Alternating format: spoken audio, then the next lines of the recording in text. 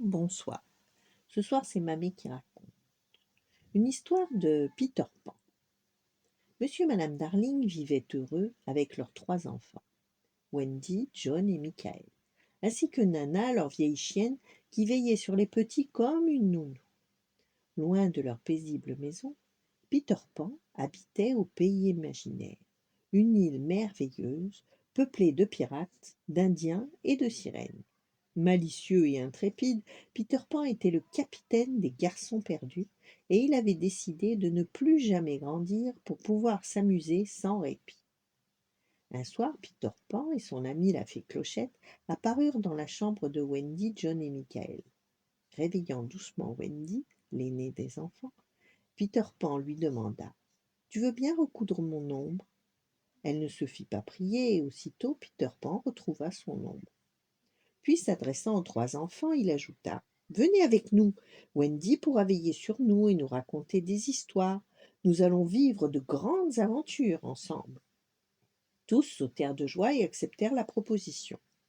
Un peu de poussière de fée, et les voilà partis. Après un long voyage à planer dans le ciel, ils arrivèrent enfin en vue de l'île. C'était bien le pays imaginaire, dont les 3 enfants rêvaient chaque nuit. Mais au milieu des flots, les pirates, commandés par le capitaine Crochet, l'ennemi juré de Peter Pan, les avaient repérés et ils leur tirèrent dessus à coups de boulets de canon.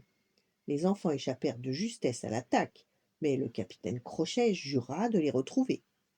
À leur arrivée dans la maison souterraine des garçons perdus, tout le monde les accueillit chaleureusement.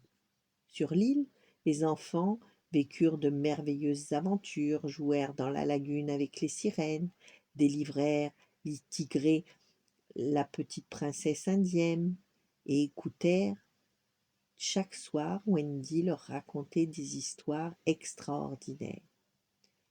Mais le temps passait et leurs parents leur manquaient beaucoup.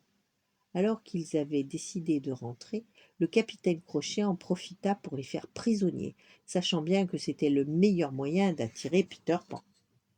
Peter Pan et tous les garçons perdus abordèrent le bateau pirate et se jetèrent dans un combat effréné avec l'horrible Crochet. Mais les enfants étaient animés d'une telle rage que le capitaine finit par se jeter à l'eau, où le crocodile, qui lui avait déjà avalé une main, fut trop content de ne faire qu'une bouchée du reste. Le nouveau équipage des garçons perdus se mit sous les ordres du capitaine Peter Pan pour ramener les enfants chez eux. Depuis le départ de leurs enfants, monsieur et madame Darling étaient si tristes qu'ils en avaient perdu l'appétit. Madame Darling passait tout son temps dans la chambre de ses enfants à guetter leur retour. C'est alors qu'elle les vit là devant elle. Ils étaient enfin rentrés. Madame Darling, tellement heureuse de retrouver ses chers petits, proposa à Peter de devenir sa maman.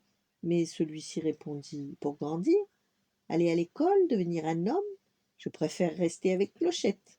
Avant de s'envoler par la fenêtre, il promit cependant à Wendy de la retrouver chaque printemps.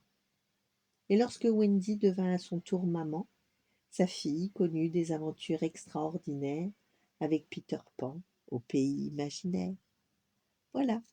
Bonne nuit, faites de beaux rêves et à demain.